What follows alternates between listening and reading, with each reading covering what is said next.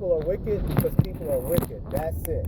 Their flesh is what controls them. Their flesh is what defines them. They are carnal. They do what they do because that's what's in their heart. Not because they smoke weed, not because they drink liquor, but because in their heart lies deceit. It lies hate. That's what the Messiah taught. It's not because of the fact that, oh man, I just smoke weed and, you know, it just makes me do things. No, that's like a woman that tells a man, I'm stuck in my ways, you're just going to have to accept me. No, you're wicked. That's ridiculous. Well, I feel like when I overdo it, it becomes like, it becomes a problem for me. It's not good for my body. So why are you overdoing it? Well, not anymore. I haven't anymore. I haven't smoked like that for a few days. You know what my mom said to me a long time ago? We were at her friend's house. Very, very, very excellent friend. Probably borderline sister. And when we were there, this man was there. And when I was a kid, and even now I still have the same personality, I have a problem with being overprotective. And especially of the females in my family, I just am. And I've never had a problem with looking at a guy with an evil eye or preparing to do something as a child because I felt like I was honor bound to do that from the TV shows I watched and all the books I read, because obviously my uncles didn't teach me that. Obviously my cousins didn't teach me that. So I learned it from what I read and learned it from cartoons that a man is supposed to be honor bound to take care of women. So now this guy comes to the house dressed up. Dude had like expensive clothes, had brought her flowers and everything, and brought her liquor. And I'm like, oh, he trying to get down. He ain't gonna get down tonight. So everybody went to bed, and I was up left. So this man was like, I need this kid to go to sleep. I know that's what he was thinking. So I was talking to him, asking him questions, thinking that he needs to leave because it's dark now. You don't need to be dealing with her. You know, and was it my place necessarily to do that as a child? A child should never be in that position. But from a kingdom standpoint, you know, you're supposed to fight sin. And you're supposed to make sure you're aware of sin. But again, I didn't know that. I didn't have that understanding. I just had the basic principle of that's my aunt. That's basically my mom's sister. So this man had a bottle of brandy, and he was drinking it. So he poured me a cup. And I drank it all the way down. And I was talking to him. So he looked at me. And he poured another bottle. Poured me another glass. And I drank it again. And he's looking at, I guess he was looking at the time or whatever. And he's like, what is going on here? Because obviously, I wasn't going to sleep. And I wasn't slurring. So I think this dude started thinking, like, how much does he got to give me to get me out that room? So he kept giving me liquor. So then he realized that I was talking intelligently and all the things I was talking about, which some people never realized with me growing up, and everybody else had woke back up. So we went to the store, and he started teaching me about his vehicle, all the things he could do, and he got more liquor and got more juice and tried to basically drink me under the tables, because really he was there for hanging out with her. So as this is happening, mom walks out, and I remember mom telling me about drinking, and I tried to drink as much as I could from that cup, and I took the bottle of juice and poured it down into my cup to the top, to the fact that it got to the brim. I probably had this much liquor mixed left in the thing. And mom was not a drinker. Man, she said, let me have some of your juice. I was like, no, get your own. And you know, that for some reason causes people to want stuff more. So she kept doing that. And eventually I had no choice because she just took it and drank it and she spit it out.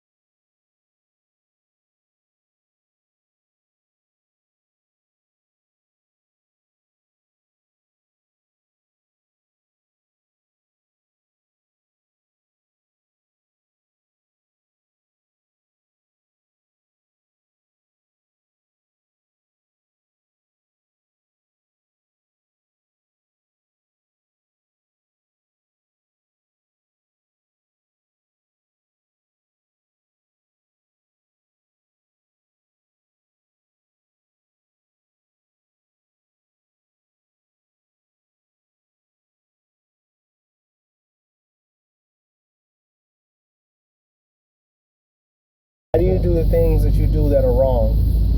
And you know they're wrong, and you still do them? When I know that they're wrong? Yes.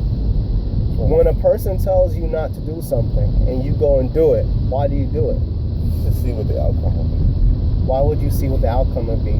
Why would you test somebody? Well, because I believe that what I was thinking was going to happen. You know. Why would you risk somebody else's life because you want to test something? Because I don't see really how important it is all the time. No, I'm not saying that it's not. You're not understanding what I'm saying. I'm saying I don't see how if much it affects. somebody gets angry and they react to what you've done, it's an effect. Yeah, it's an effect. It's an effect because of the choice that you made. I didn't see how, at times I don't see how much things will affect others around me. Or at times I think that, even though when it does affect, I don't think that it's so serious at times. But then again, I haven't really, looked at it. The effects of Israel were so great in the book of Judges that Yah caused the other nations to destroy them. I didn't bring nobody. That's the point blank period action of what happened when they did what they did. There is no explanation as to why you do things to occur. You keep intermingling with people, something's going to happen. Hezekiah showed Asher the storehouse of Israel, all the gold and all the treasuries. And Isaiah said, did you just do what I think you just did? Yeah. And Hezekiah said, yes. He said the time was going to come when everybody's going to be carted off. Everything's going to be carted off because of you. It's not going to be during your time. He's like, well, at least they have peace during my time. Solomon did not think of what he was doing. Jeroboam did not think about what he was doing. Rehoboam did not think about what he was doing. Hezekiah did not think about what he was doing. All of them were evil. Yeah, all of them caused death to us because they did not realize that there is an effect to what they've done. Cause and effect. Your actions cause other people to die. At the same what time, if you've heard so much things about Pierre saying how I used to act when I was young, and you'll do something that I ask you not to, and then I get angry. And all Mom can see is that I'm getting angry. All KJ can see is that I'm getting angry. Nobody sees that I'm holding back. You see what I'm saying? But it's the assumption that I'm wrong, which it is wrong because I'm acting out and it does not magnify or show the fruits of the Spirit that the Word of Yah talks about. Now, when you operate and you do something that you've already been expressed is not correct, that is sin. But you're doing it anyway because you want to know what's happening. If you pull a fruit off the tree before it's time, it will never become what it needs to become. That fruit could have fed somebody. That's one less person that can't eat as a result of your action. We have a big issue as believers in this world where we do and we say and we act and we operate because we're thinking, oh, it might not be that serious. Because punishment doesn't come now. You see what I'm saying? So, is it sin to take Kara out at night to go walk her? No. The Bible doesn't define anything about that being sin. Is it disobedient? Yes. Is it dishonorable? Yes. And the Bible talks about a lot of things that can elicit that action is wrong. Yeah. Now, because of that, because of your heart condition, because of your thoughts, that same action is equitable to you walking into a room with a man beasting a boy, or a man beasting a male child, or a man beasting a female child. The fact of the matter is it's incorrect. You see what I'm saying? So when Isaiah says what you've done is equal to a pork eater, that's what he's saying. You see what I'm saying?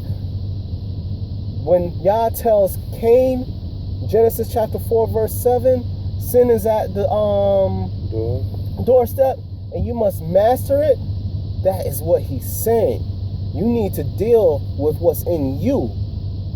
But people are not willing to deal with what's inside themselves.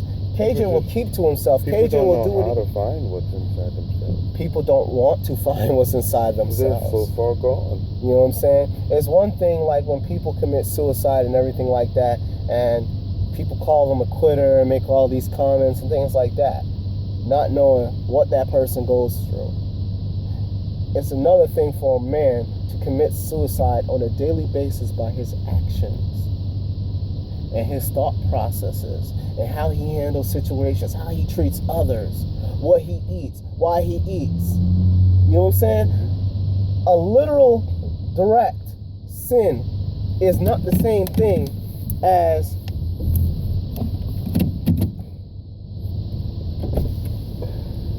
What? Sorry. A literal direct sin is not the same thing as someone giving you a verbal notation. The Bible says don't covet. Once it says don't covet, anything that can elicit to you doing anything with something that does not belong to you is a sin. You see what I'm saying? People say that the law talks about legitimate rape or illegitimate rape. That's coveting. That's taking what does not belong to you. So even if you thought on some shape or form that was okay, you still saw don't covet. And people could try to go around the bush and say, if that's some man's belongings, blah, blah, blah. The law talks about the nakedness of thy father. All the things. I want to understand, because I'd be thinking that he slept with his dad, or I don't know how to answer that right now. You can ask me that later. What I will say is the nakedness of thy father is in the law. That's 3 to 4 generations below your grandfather. 4. 3 to 4 generations above and below is the nakedness of your grandfather. So you could not mess with anybody within that range because that's considered incest. Somebody said to me as a child, somebody said, well, understand this. A child said to me the other day, they don't want me to have any sons. And I said, why? She said, because I might like them. This is a child. They don't know better. So you can't attack them. The Bible teaches us cousin. The Bible doesn't teach us cousin, uncle, and everything else like that. That's what Europeans teach. And I'm going to correct myself because I'm going to go back and check it to see if I'm at fault in saying that. The Bible teaches us brother and sister. Yeah. You see what I'm saying? So when Laban spoke to Jacob, he said, you are my brother. Yeah. You see what I'm saying? You are my kin. So once I said, baby, that's your brother. She said, what? I said, yes, sweetheart, that is your brother. I'm your brother. And she's like, ew, automatically from that point, absolute no. Absalom was upset with David because his brother sinned. It's purposeful. So Absalom was upset with his father because his brother sinned, because he raped his sister and his father did nothing. And as a result of David's actions, the whole entire family paid for it. I remember that. Love you, man. Have a blessed day. You too. You're to work. Thanks. Later.